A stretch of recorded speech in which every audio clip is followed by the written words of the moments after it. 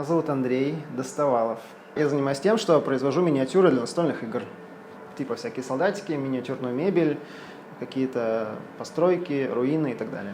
Я бы объяснил, что это такое хобби у довольно-таки взрослых людей, которые собираются вместе и проводят свое свободное время и общаются вот за какими-то настольными играми с солдатиками, назовем это так. Вот мы им предоставляем весь антураж для их настольных игр. Слушай, ну на самом деле я всю жизнь, как раз с самого детства, играю в игрушки, играю в солдатики, играю в машинки, в трансформеров, в ниндзя-черепашек до сих пор. Поэтому это, в принципе, довольно-таки естественный приход к тому, что сейчас, чем мы занимаемся. Мне всегда это нравилось, я всегда этим увлекался, я всегда что-то лепил, каких-то придумал героев и прочее. И вот теперь это вышло на более такой уже крутой уровень, и, в принципе, можно сказать, что моя мечта сбылась. То есть я реально с самого нуля изучал, как делать там, как что-то слепить из чего-то, из разных материалов. Начинал там с пластилина какого-то, потом глины, потом полимерной глины, потом каких-то пластик. Начал изучать, как тиражировать все это, то есть копировать много-много раз одну и ту же фигурку. Я создавал какие-то формы из обычного вот этого герметика, которым в ванны залепляют. Вот я пытался из него что-то выдавить, обмазать эту свою слепленную из говна и палок фигурку, и потом снять с нее форму и чем-то ее залить и вытащить копию. У меня ничего не получалось и так далее. Постепенно, то есть не было такого, что я такой супергений.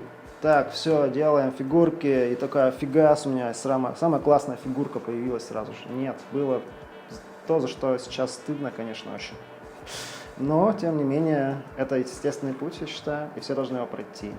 В 2004 году я начал играть в эти российские настольные игры с солдатиками, типа там были какие-то нашествия монголов каких-то и прочее. В 2005, наверное, я начал делать для этих игр какие-то элементы ландшафта, типа холмики, каменные стеночки, деревца, какие-то заборчики, ну, тоже из каких-то деревяшек, которых находил там на улице, из камней, не знаю, из папье-маше какого-то.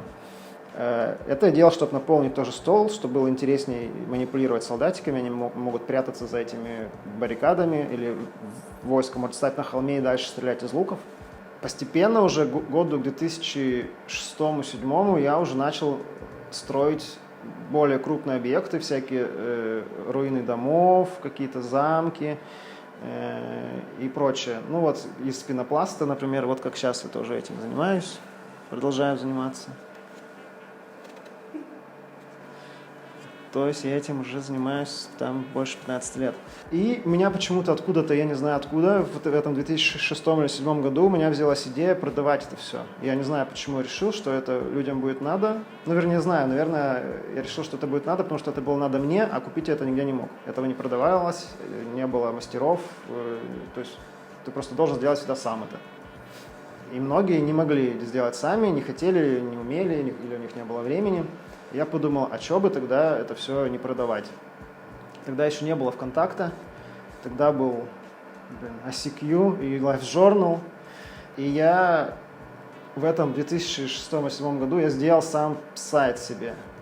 Хотя я социальный работник вообще-то, и сайты делать это не моя профессия, тем более в том году. Я сделал сайт на сервисе народ.ру, был такой сервис, ты, наверное, Вика, не знаешь его. Ну вот, это как типа Mail.ru, тогда еще тоже не был так развит, но был Народ.ру, это бесплатная площадка, где ты регаешь сайт, и у тебя адрес сайта типа vika.narod.ru.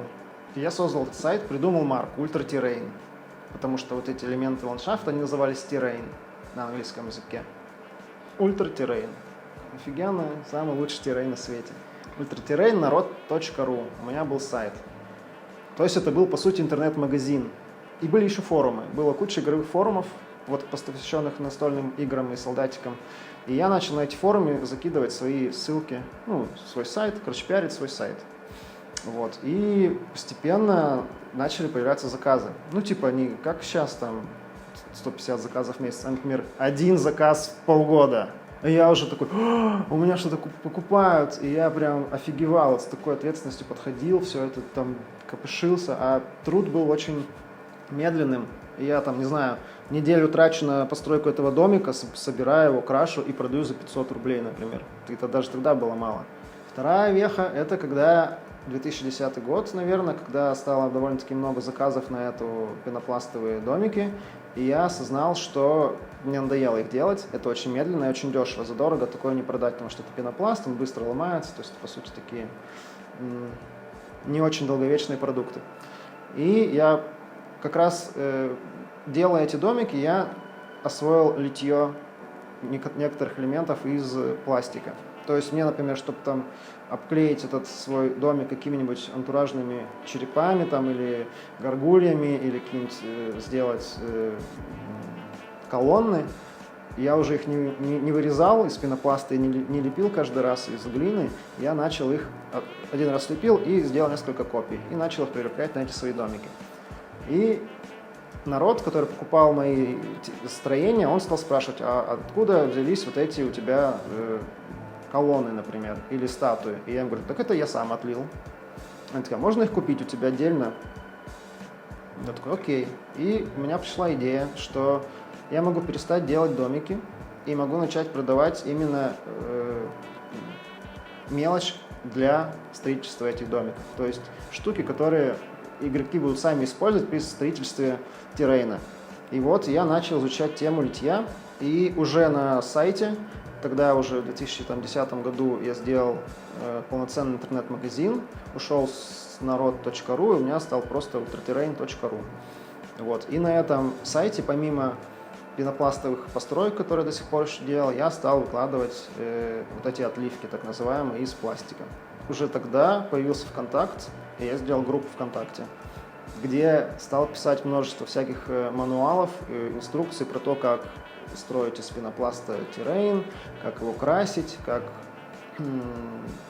отливать эти деталики и так далее. И туда пошел народ. К году 2012 уже у меня, в принципе, был постоянный поток заказов на именно литье. Я перестал производить домики, прям написал объявление, что все, больше их не продаю, извините, все так расстроились, ну да ладно. И это мне освободило время для того, чтобы я полноценно занялся уже отливками вот этих миниатюр из пластика. Еще надо сказать, что в то время я продавал только по России. Никаких мыслей о том, что продавать иностранцам, это было неслыханно даже представить. Никто никому нигде не продавал иностранцам. Постепенно получалось так, что объем заказов уже просто был для меня одного настолько большим, что я приходил с работы там, в 7 часов, и там, до часу ночи я вот это все лил. Ну, это был тяжелый труд и довольно-таки грязный, это все делалось дома. Я очень уставал и понимал, что уже так, надо что-то делать, потому что развития никакого не будет. Я буду всю жизнь вот так вот там страдать, грубо говоря, ничего не успевая, и у меня не будут возрастать продажи и прочее. И я решился в 2016 году снять первое помещение и нанять первого сотрудника. Заехали в мастерскую. А до этого, в 2015 году, наверное, мы начали продавать за рубеж. То есть, что стало катализатором основным, в принципе, того, что мы заехали потом в мастерскую. То есть, как только мы продали первые товары за рубеж, что были покрашенные миниатюры, я просто для интереса выложил их на eBay за какой-то, тогда мне казалось, дико высокий ценник, и они сразу же продались. И я такой, вау, вот это дела, как это так? И вот благодаря этим продажам за рубеж они делали, в принципе, и делают до сих пор там 90% всего оборота. 2004 или какой там год, когда я начал играть, 2007, когда я сделал там какой-то сайт на народе, 2012, когда сделал уже сайт, нормальную группу ВКонтакте и начал лить, 2015 мы начали продавать иностранцам, 2016 мы заехали в первое помещение, и это, в принципе, стало уже каким-то таким ремеслом, так сказать, а не просто хобби. Сейчас ситуация изменилась, сейчас, по сути, ультратеррейн это уже такая вторичная стала штука. А Tiny Furniture – это наш второй бренд, который именно рассчитан на продажи за рубеж. То есть у нас есть отдельный сайт на английском языке, и там продаются товары все наши за валюту, за доллары. там другие цены, то есть там все подороже, чем по России мы продаем. И еще на Tiny Furniture мы продаем покрашенные миниатюры. То есть на Ultra Terrain мы их не продаем, потому что у них слишком высокий ценник, и в принципе тут бесполезно даже пытаться их продавать.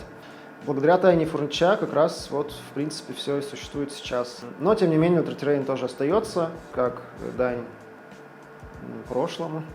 Считаю это прикольно, что люди здесь могли пользоваться тоже нашими миниатюрами.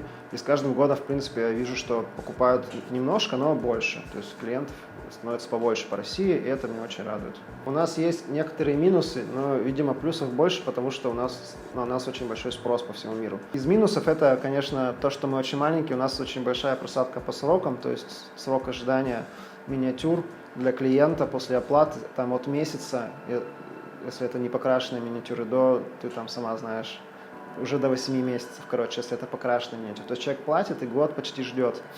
Вот это наш минус. Но, видимо, все плюсы остальные, они нам такой кредит доверия дают, что люди готовы ждать.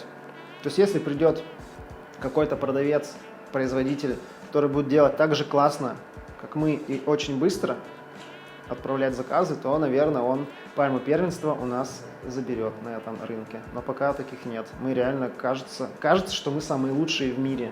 Вот честно тебе говорю. Лучшие просто в мире. И это клево. У нас два цеха. Цех покраски и цех литья. В литейке у нас 1, 2, 3, 4 мальчика, которые занимаются производством, именно отливают все эти фигурки, все эти миниатюры. То есть они делают формы, заливают смолу, чистят их, упаковывают и так далее.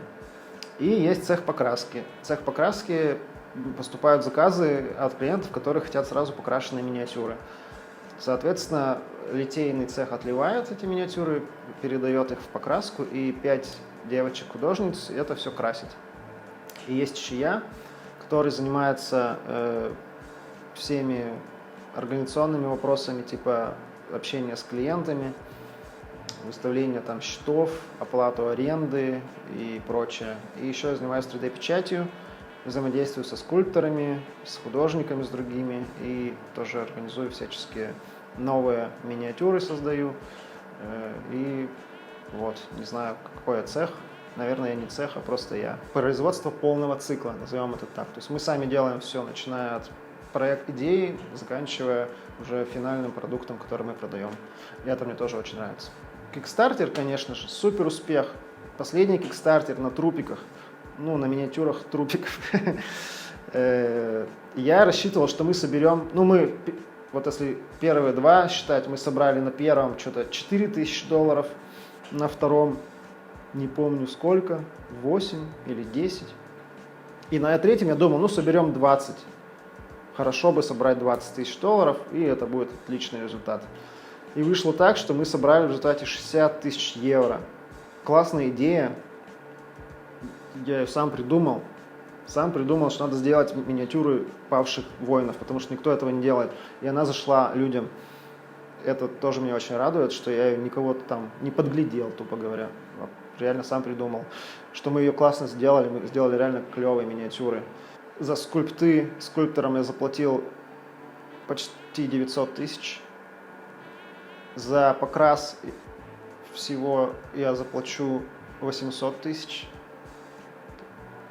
А вот, там минус всякие налоги, еще там 15%, всякие комиссии и прочее.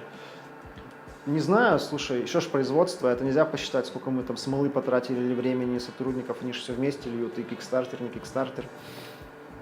Нет, мой уровень жизни не изменился, скажем так. Машину я купил, но я купил ее в кредит, не на деньги с Kickstarter.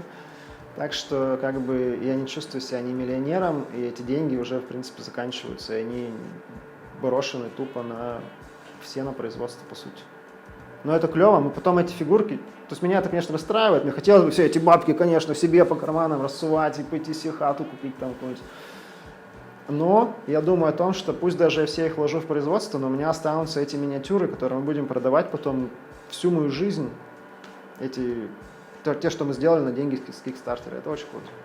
Что мне еще нравится во всем этом деле нашем, в том, что продавая за рубеж, Мы еще находим себе клиентов случайным образом абсолютно среди знаменитостей мировых.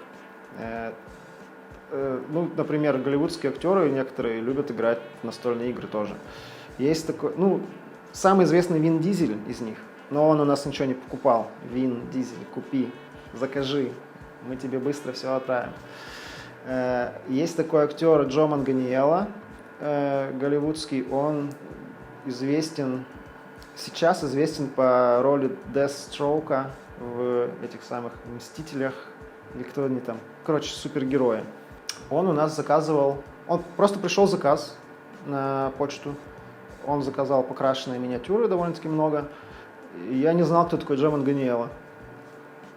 И я ему отвечаю так и так, срок ожидания полгода, готовы ли вы ждать, вот вам инвойс, если готовы, оплачивайте. Он мне говорит: спасибо, Андрей, типа, я, конечно, готов ждать, но вот у меня тут есть большой Инстаграм, скидывает мне ссылку, там что-то у него 2 или 3 миллиона подписчиков.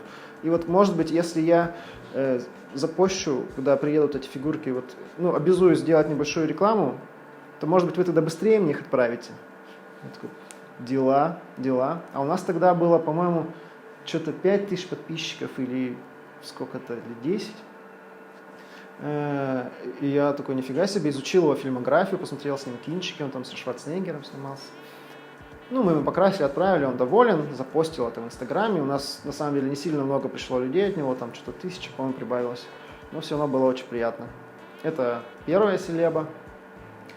Вторая селеба, селебы скорее, это Veta Workshop. Это контора, занимающаяся изготовлением всех доспехов и оружия и прочего антуража для фильмов «Властелина колец».